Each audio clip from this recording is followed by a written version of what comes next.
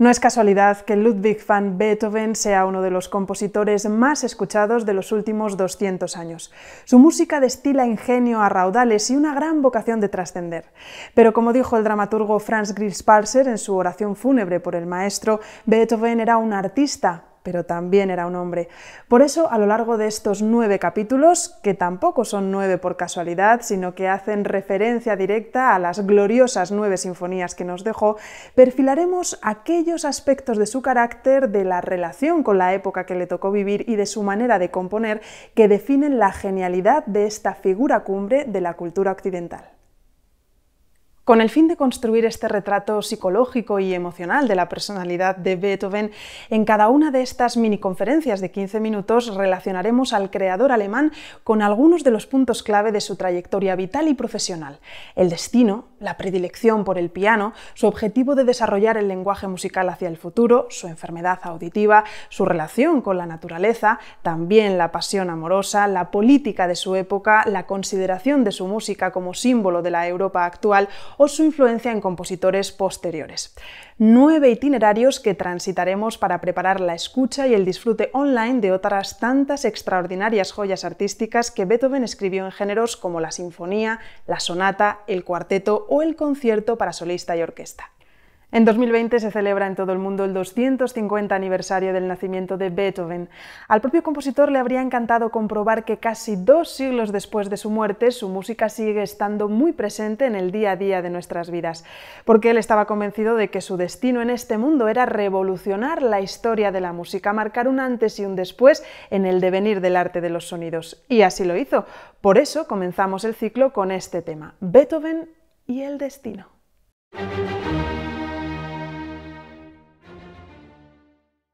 Por cierto, hacemos un pequeño paréntesis antes de empezar para recordar que el nombre de nuestro protagonista no se pronuncia, como solemos decir en castellano, Beethoven, sino que la pronunciación correcta de su nombre y apellido es la siguiente: Ludwig van Beethoven.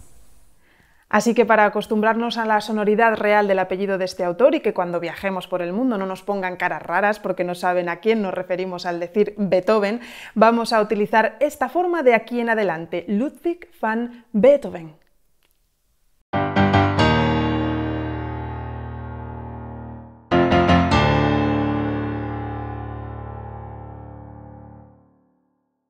A este comienzo tan característico de la Quinta Sinfonía de Beethoven, se le han otorgado distintos significados. El más recurrente e influyente en el mundo de la música es su identificación con el destino.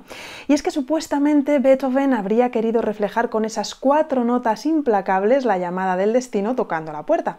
De esta manera, ese motivo del destino se convirtió en un tópico romántico y ha sido citado por muchísimos compositores a lo largo de la historia, especialmente en su componente rítmico. Por ejemplo, lo encontramos muy claramente citado en la segunda parte del ballet El sombrero de 3 picos de Manuel de Falla, concretamente en el alegreto que sigue a la famosa farruca.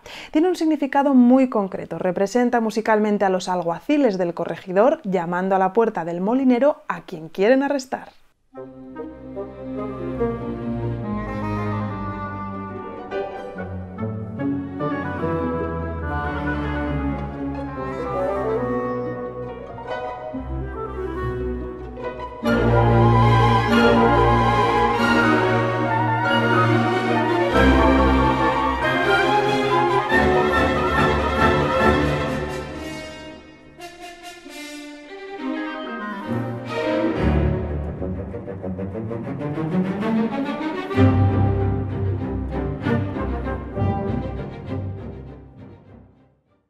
Ese motivo del destino asociado con la Quinta Sinfonía de Beethoven también es puesto en valor por Johannes Brahms, uno de los compositores que con más respeto y admiración recibió y utilizó la herencia beethoveniana.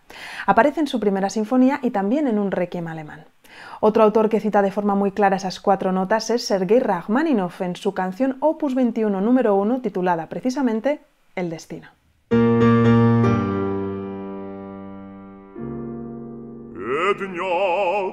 Совсем обжился с ней, рука с рукой они гуляют, собирают вместе хлеб с полей, на трону вместе голодают. Чем Целый дождь его кропит, по вечерам ласкает юга, но ночью с горя таз испуга. Судьба сквозь сон ему стучит. Стук, стук, стук.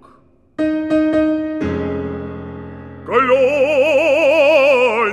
друг, как другие поживают. Стук, стук, стук.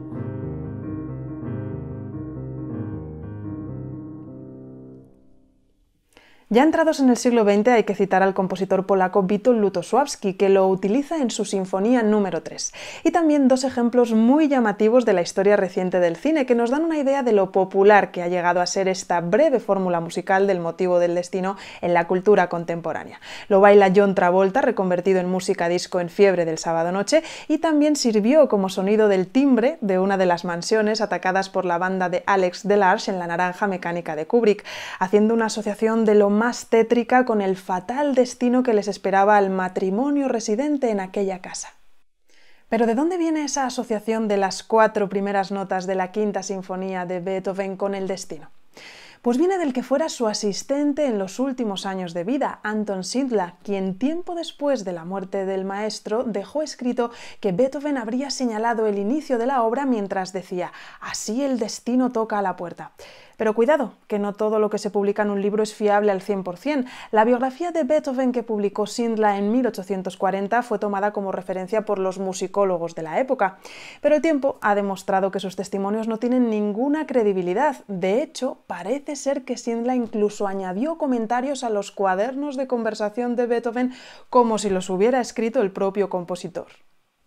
En cualquier caso, esta asociación romántica de un motivo tan reconocible, contundente e incisivo musicalmente hablando con el destino se hizo popular muy rápidamente. En el caso de Beethoven, la evocación de ese porvenir incierto tenía una doble lectura que aumentaba aún más el mito. En el momento en el que escribió su Quinta Sinfonía, entre 1804 y 1808, estaba llegando ya a los 40 años y su sordera cada vez era más evidente, por lo que ya podía vislumbrar por aquel entonces que su destino era perder la audición de forma completa. Pero al mismo tiempo, ya en aquella época estaba convencido de que su destino en el mundo era dar un giro radical y humanista al arte de la música, y de esta manera ser recordado durante siglos como un gran genio. En 1806 le dijo a un oyente respecto a uno de sus ciclos de cuartetos: «Esto no es para usted, es para el futuro». Pero tenemos más teorías sobre ese motivo de 4 notas. Carl Czerny, alumno de Beethoven y autor bien conocido por todos los estudiantes de piano aún en nuestros días, indicó que la inspiración para ese motivo la habría tomado Beethoven del canto de un pájaro, concretamente de una oropéndola, que habría escuchado mientras caminaba por el Prater en Viena. Sol, sol, sol, mi, fa, fa, fa, re.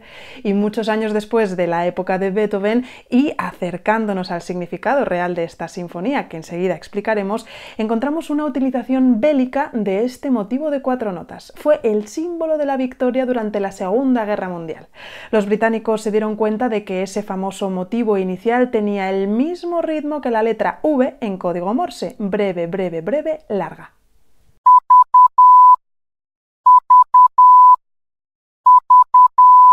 La Quinta de Beethoven se convirtió en un símbolo de la victoria contra el fascismo, de ahí que la BBC siempre iniciase sus retransmisiones a la Europa ocupada con esas 4 notas.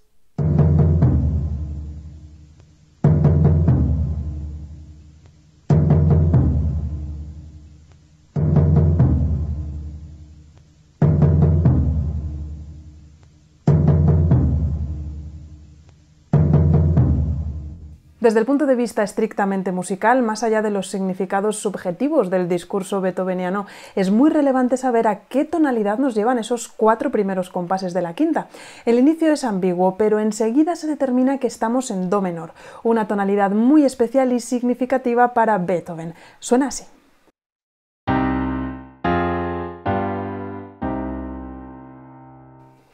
Esta sonoridad está particularmente asociada a las obras de carácter tempestuoso, dramático y de inusual intensidad y fuerza emocional del catálogo del autor alemán. Simboliza la encarnación musical del héroe apasionado en páginas como esta Sinfonía número 5, pero también la encontramos en sonatas para piano tan relevantes como la número 8, opus 13, más conocida como Sonata Patética de 1798.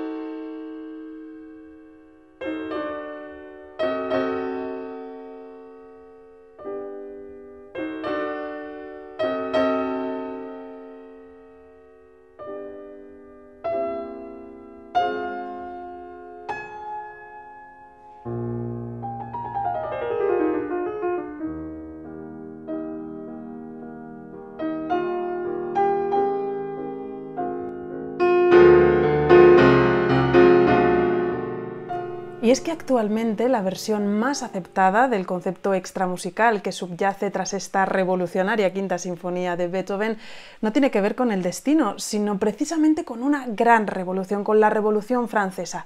El conflicto había tenido lugar entre 1789 y 1799 y en aquel momento el joven Beethoven se había sentido absolutamente identificado con las ideas de libertad, igualdad y fraternidad. Sin embargo, la coronación de Napoleón como emperador y la posterior invasión de Austria y Viena por las tropas francesas no le hicieron renunciar a esas ideas, pero sí a la manera en la que se habían puesto en práctica. Este conflicto interior que vivía el compositor se plasmó en su quinta sinfonía. En 1808, en plena guerra, Beethoven se alinea con aquellos que combaten contra Napoleón. La quinta en su totalidad es, por tanto, una batalla heroica y de ahí la energía, el vigor y el fervor que desprende su partitura.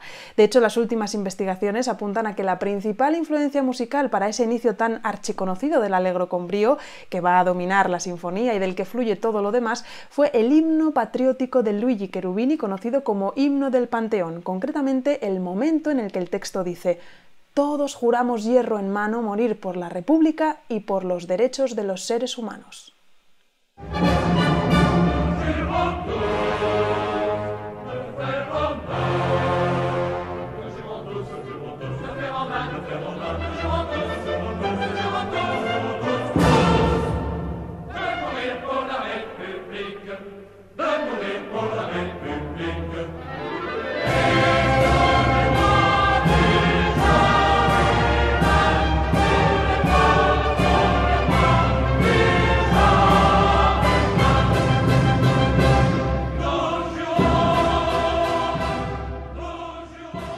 El tema principal del segundo movimiento, Andante con moto, supone un gran contraste respecto al primero. Una melodía amable y expansiva en un esperanzador la bemol mayor que presentan violas y violonchelos y que desarrollarán los vientos. Beethoven canta aquí una súplica personal, el deseo de una sociedad mejor, más justa y sobre todo más unida. De hecho, según escribió el propio compositor, es la sinfonía más unificada entre los 4 movimientos de cuantas había escrito hasta la fecha. Este es el tema principal de ese segundo movimiento.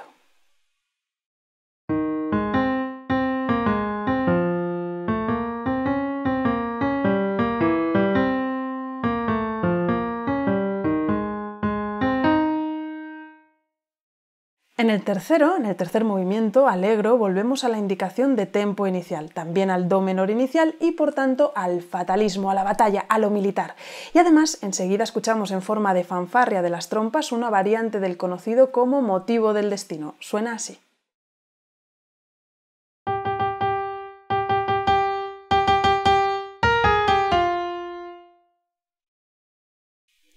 Y por fin, en la cuarta sección, de nuevo Allegro, alcanzamos la liberación y el triunfo. Un tema vencedor y luminoso se presenta simbólicamente al unísono en toda la orquesta en la brillante tonalidad de do mayor.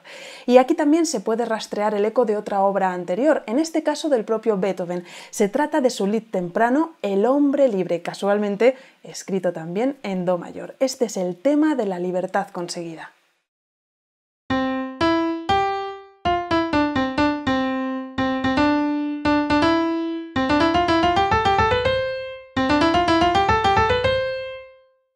La Quinta Sinfonía de Beethoven fue definida por Etta Hoffmann como una de las obras de arte más importantes de todos los tiempos. Se estrenó en el Theater an der Wien el 22 de diciembre de 1808 y desde entonces se ha instalado definitivamente en nuestros oídos. Para el oyente contemporáneo, la versión discográfica de referencia absoluta es la de Carlos Kleiber, pero aún siguen apareciendo nuevas lecturas y versiones rompedoras y revolucionarias de la obra, como las que acaban de publicar Theodor Kurentzis, Giovanni Antonini o Jordi Savall. También podemos mencionar a dos maestros en la interpretación con criterios historicistas que nos han dejado quintas referenciales, como Nikolaus Harnoncourt y especialmente John Eliot Gardiner, quien grabó su enérgica versión para el documental de la BBC de 2016, El secreto de la Quinta de Beethoven. Pero os invito a disfrutar ahora con la interpretación que Christian Thielemann, quien ha registrado la integral de sinfonías y oberturas de Beethoven, grabó en el Musikverein de Viena con la Orquesta Filarmónica de la mencionada ciudad en 2010.